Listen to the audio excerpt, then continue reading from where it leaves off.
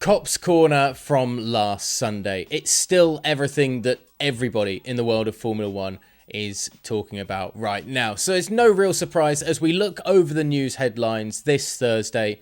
There's still one thing dominating the world of motorsport. I'm Ollie Wilson for GPFans, and this is everything you need to know from this week in Formula One. Before we go any further, don't forget to hit that subscribe button down below to stay up to date with everything going on in F1 here at GPFans.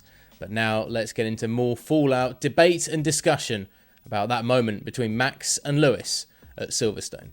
Lewis Hamilton has apparently dealt Max Verstappen a psychological blow in this year's F1 title race by displaying his street fighter instincts at the British Grand Prix, according to former champion Damon Hill. Hamilton and Verstappen tangled on the opening lap at Silverstone as neither yielded into the 180-mile-per-hour Cop's Corner, with the Red Bull driver suffering a heavy shunt into the tyre wall while the Briton went on to take victory.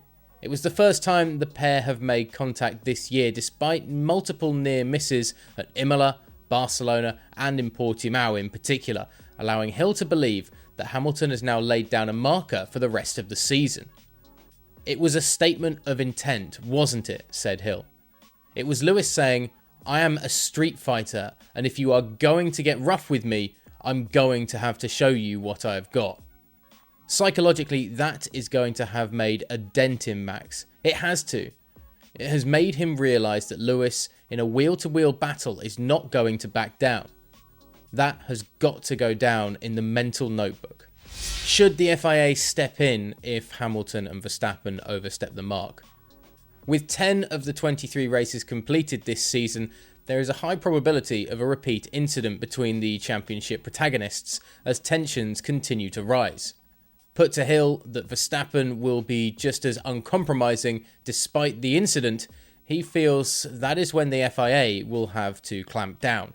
He added, "At which point, Michael Massey, FIA race director, is going to have to step in and say, guys, I know you are fighting for a world title and you would probably take your crash helmets off and have a stand-up fight in the paddock, but you cannot do this to the sport.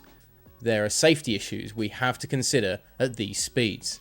He has to somehow instill discipline and issue penalties if two cars collide. Staying with the Max and Lewis incident, because it's not going anywhere, so neither are we, Red Bull has confirmed it is continuing to review all the evidence as it ponders its next move following that Max Verstappen crash in Sunday's British Grand Prix.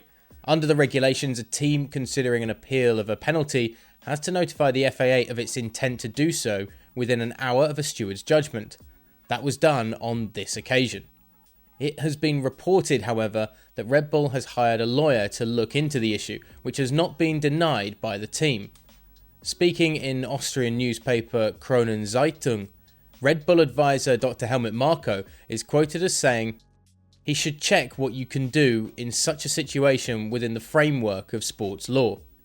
In a budget cap era, Red Bull is counting the heavy cost of Verstappen's crash that was measured with a force of 51 Gs, second only to Romain Grosjean's impact into a barrier in last year's Bahrain Grand Prix. While the stewards made clear post-race Hamilton was predominantly to blame, Red Bull feel there is a wider case to answer. With regard to the team's position at present, a Red Bull spokesperson said, "We are reviewing all the evidence before making any further decisions." Former F1 driver Martin Brundle has suggested via his remarks in his post-race column for Sky Sports that legal action could be taken by Red Bull. "I am told by Red Bull there is data to prove Lewis was significantly faster into Copse than at any other time, and he would not have made the corner without running wide, and inevitably contacting Max," wrote Brundle.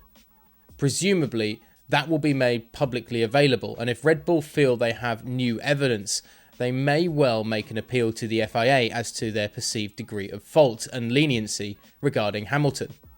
Brundle added, "Red Bull felt it was a professional foul, an intentional accident from Hamilton. They were incandescent. Their potential world champion was bruised, their car expensively wrecked in this new cost cap era, and with possible grid penalties to come from any engine and ancillary damage." In its defence, Mercedes has cited the existence of documents relating to the ownership of a corner, and that as Hamilton was sufficiently alongside heading into Copse, he was within his rights to make a move, and that was what unfolded, a mere racing incident. And onboard footage also shows Verstappen making an aggressive turn of his steering wheel to his right in an apparent act of defence upon realising Hamilton had remained committed to making a pass up on the inside. Following the crash, Verstappen underwent precautionary scans and checks at a nearby hospital before being released late on Sunday night. His only injury, thankfully, was a stiff neck. And finally, away from that incident, who would have thought we'd actually have some news away from it, Mick Schumacher experienced his father's first F1 machinery at Silverstone, taking the Jordan 191 for a little drive. Seven-time champion Michael Schumacher made his F1 debut at the 1991 Belgium Grand Prix in what would be a one-off appearance driving the iconic green and blue Jordan. After qualifying 7th, Schumacher was unable to complete a lap of the Spa-Francorchamps circuit after a clutch problem forced his retirement. On Tuesday, Mick shared this early F1 experience of his father in a piece for an upcoming Sky Sports F1 feature, something we will all be looking forward to seeing. And also, I think we're all just looking forward to seeing how Mick Schumacher's career is going to progress. Does the apple really fall that far from the tree? Let us know your thoughts on that and the developments, of course, between Mercedes and Red Bull in the comments section below. And of course, like and subscribe on the YouTube channel and on Facebook and Twitter and all those good places under GPFans Global to be up to date with everything that we produce across all our platforms.